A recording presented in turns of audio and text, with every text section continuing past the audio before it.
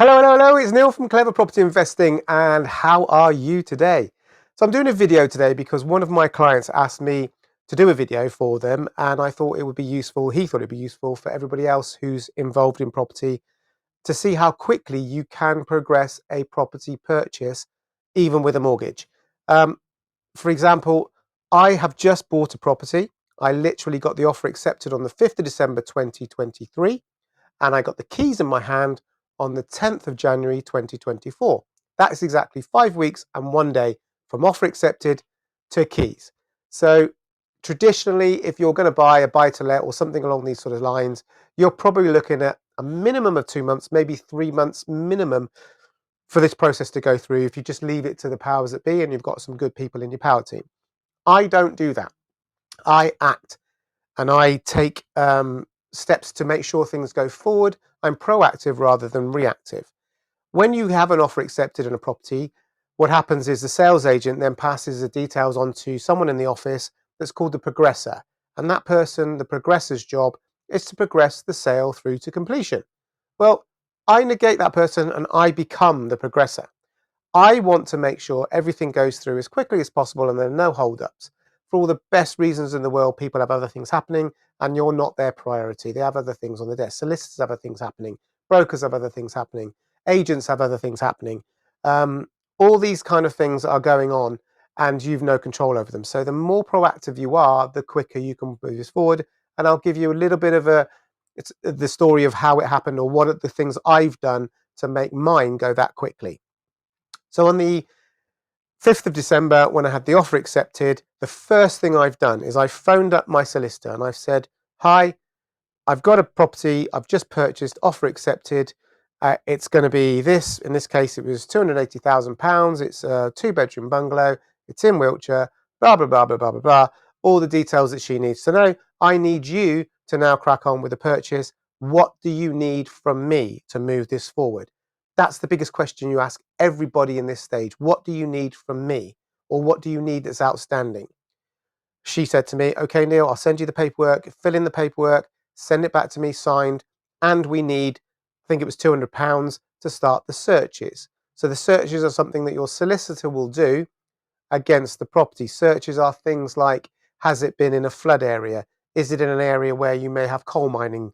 Is there other things that might put you off buying the property, such as planning permission from the local council or big bunch? If you've bought a property that has a nice open view of fields, maybe there's somebody's applied to build houses in those fields that's going to affect you in the future. You may not want to be there or you may not want that property there.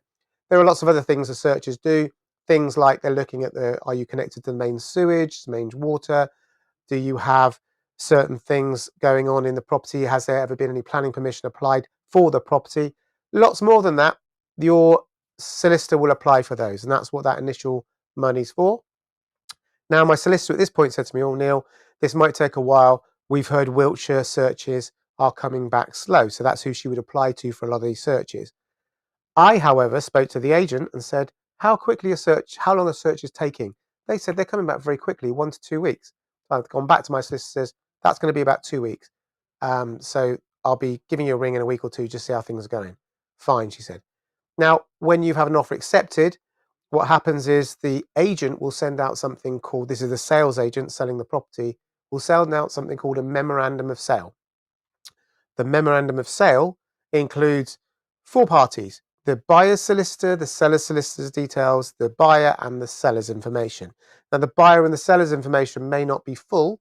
So, for example, me as the buyer, I may not get the seller's full details like his email and his phone number, etc., but I might get his name. And the same the other way around. He may not get all my details. He may just get my name. So he's going to get my buyer's solicitor's details, his seller's solicitor's details, and whichever one of the information is necessary for either of us. That goes to all parties. That goes to my solicitor, his solicitor, to excuse me, to my self and to his self, and that just confirms that everything's going forward and gives the solicitor something to work on. So the next thing I did after that, so I've set my solicitor off on the process, off you've gone, you've got your money, I've filled your forms in. That took me about a day from me talking to her to sending it to me, same day I've sent all that through. Spoken to my broker next. "Hi, Wayne. I've just had an offer accepted on a property. It's going to cost me £280,000. It's going to be a buy-to-let. These are the type of tenants I'm looking to attract. Can you put together a matrix of lenders that might lend to me for this property and what I might want to do, and might be best rates, etc., etc. Wayne will put together a matrix, maybe 4 or 5, maybe even 6 products, different lenders that are suitable for lending on that property, on that criteria. I can then choose. Now, I don't always choose based on the best interest rate, because lenders don't just give you great interest rates. Sometimes they give you higher interest rates but less application fees or product fees. Sometimes they give you high interest rates but lower application fees. So you've got to look at the whole product. If you're taking a 2-year, 5-year fixed, variable rate, tracker rate, all these different products over the period of time, you want to look at which one's going to be the best for you. Whole different story. That's just for information. That's another sample. If anybody wants information on that, I can talk you through that. So he sent me that. I said, Wayne, yep, I love that one. Can I have that one? What do you need from me, Wayne, to apply for that? Wayne will send me a lot of information. He wants all these details from me. Excuse me. Some of the solicitors, some of the lenders might want things like proof of ID, proof of where the funds are coming for the purchase deposit, etc., etc. So I whack all that to him on the same day. He will then initiate the offer application, which will then initiate a surveyor to come out and value the property. So the reason the surveyor comes out to value the property is to see if the property is worth what you're paying for it. This is a valuation, not a full survey.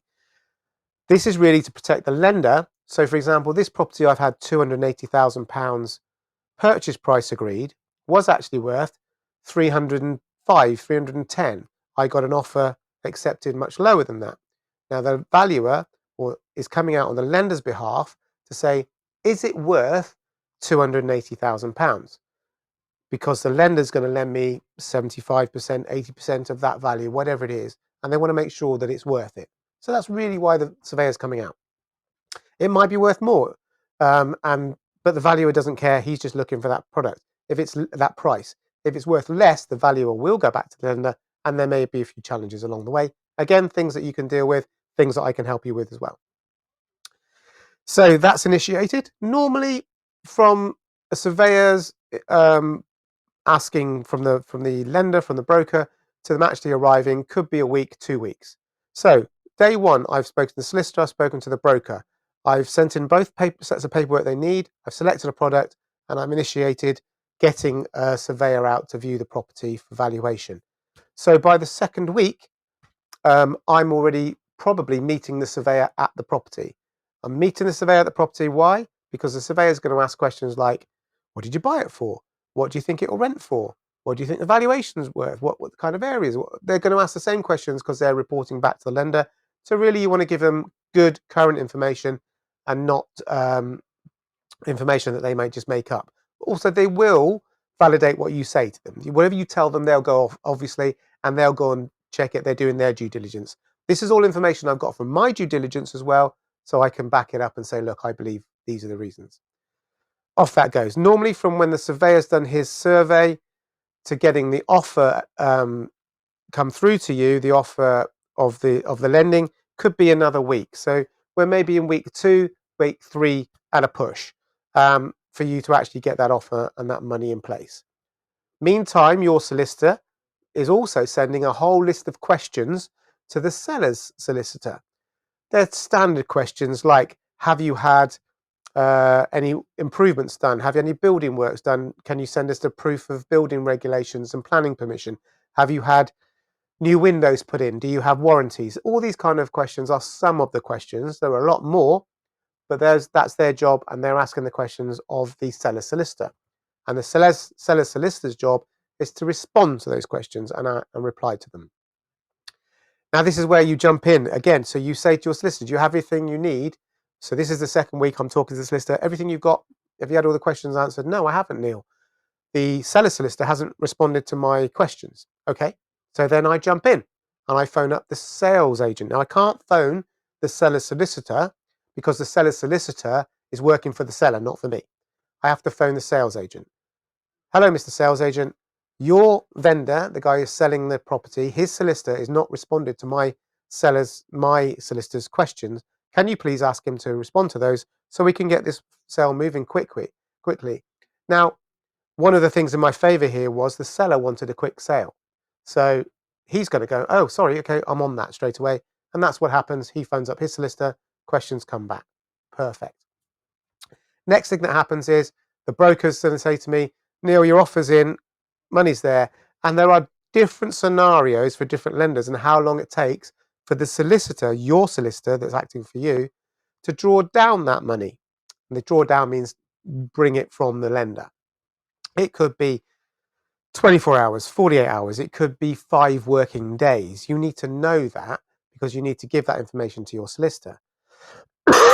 Let's say, for example, that the lenders turned around and said, Neil, here's your offer. You need to give us 5 working days for this money to be in your solicitor's bank account to progress the sale. Perfect. Okay. Hello, solicitor. This is the situation. You haven't had the paperwork yet. It's coming to you, but I want you to know it's 5 working days. So we are agreeing to complete on the 10th of January. So we've got to work back 5 days, working days from that. So it could be the 5th. It could be, if there's a weekend in between, it could be the 2nd or 3rd, to apply for that money to make sure the money's in your bank account so that you can complete on this sale for me on the 10th of January. Okay, Neil, got that. Fine, let's go. Blah, blah, blah. And she'll have questions from the lender as well that she has to answer. She'll have to come to me. They may ask various questions, which could slow things down, could speed things up if you preempt them and get them in quickly. So that's the initial process. Off we go. So we get to the point, everything's going smoothly. Searches have come back within 2 weeks. Mortgage offers there. We know it's going to be drawn down within 5 days. The surveyor's been and he's agreed that it's worth the money you're paying for it. So next up, this property in particular doesn't need any work doing to it. It needs painting and decorating and some carpets. Not a lot really, so it's good to go. So that's why as soon as you've got it, you can rent it out and move into it, whatever it is you want to do with it. So that's all good to go. My next session is the solicitor will then, when she's got everything ready, will then decide when you're going to exchange contracts. Now, exchange contracts is when you, as the buyer or your solicitor, agrees to buying that property. It's a contract. It's a commercial contract. Soon as that's signed on your behalf, you are committed to buying that property. If you back out, there are penalties. There's lots of money. You have to put some money down at that point as well. You have to put a deposit down. It could be 5%, could be 10% of the purchase price. So in this case, if it's 10%, that's £28,000 we have to put down. And I could lose that if I pull out of that deal. Also at that point, your solicitor will agree a completion date. So exchange of contracts, we say, okay, we're exchanging today. We're going to complete whenever. Normally that's a week. I did both on the same day. I exchanged and completed on the same day, but that's another story. So when you exchange, let's say you're going to do it traditionally, you're exchanging on the Monday, you're going to complete the following Monday.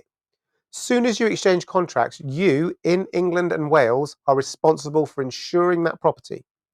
That property becomes your responsibility. Should anything happen from you when you exchange to completing and something disastrous happens, there's a fire, there's a flood, something goes wrong, it's you that has to put it right, not the seller. It's very important. It's you. So you have to have your insurance put in place on day of exchange. So make sure you've got your insurance in place for that. Big thing you must remember. And then you move forward and away you go. Now, in this particular case, everything was set up, ready to go. And on the day of completion, what we did in this particular lender said that the funds would take 48 hours to be in your bank account. So my solicitor applied for the money on the Friday. We were looking to complete on the Tuesday. So she was being careful, applied for it Friday. So we got a couple of days, working days, that is, got all Friday, all Monday. The money should be in the bank by Monday night, Tuesday morning. So Tuesday morning comes, I phone her up. Have you got the money? No, I haven't got the money. Oh, okay.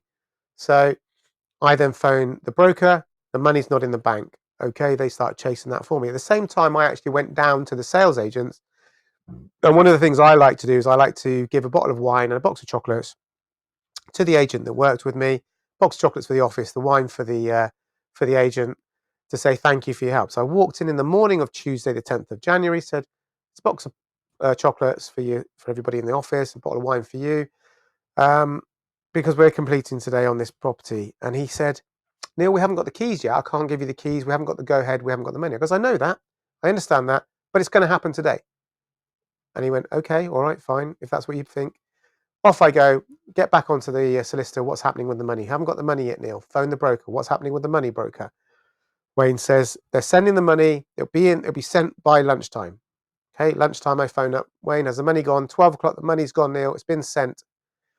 Phone up my solicitor. Have you got the money? No, we haven't got the money. Okay, let's give it a bit of time. So let's give it half an hour. So half an hour later, I phone the solicitor. Have you got the money? Haven't got the money. Wayne, we haven't got the money. Wayne then phones the mortgage lender. They said could take 2 hours to hit the bank account. Oh, okay. So it's sent at 12. 2 o'clock. I'm on the phone to the solicitor. Have you got the money? Yes, we've got the money, Neil. Perfect. I can now go ahead and complete. Send the money over to the seller's solicitor. When that's all been accepted, I'll tell you, and you can go and collect the keys. Fabulous. I get a phone call. 2:30. Can't get hold of the seller's solicitor, Neil. He's in a meeting till 4 o'clock. What? He's in a meeting till 4 o'clock? Yes. Phone the agents. What time do you close? We close at 5 o'clock. Okay. Got time to do this still. So pushing it forward. Fast forward. I walk into the agents at 5 to 5 on the Tuesday, the 10th of January's morning. Come to collect the keys. And the agent goes, well, we haven't had a phone call from the solicitors to say they've got the money or contracted, etc. So would you like to call them now? They called. Yes, we've got the money. You can go ahead and give him the keys. Because I knew my solicitor had done everything and she told me she'd done it all.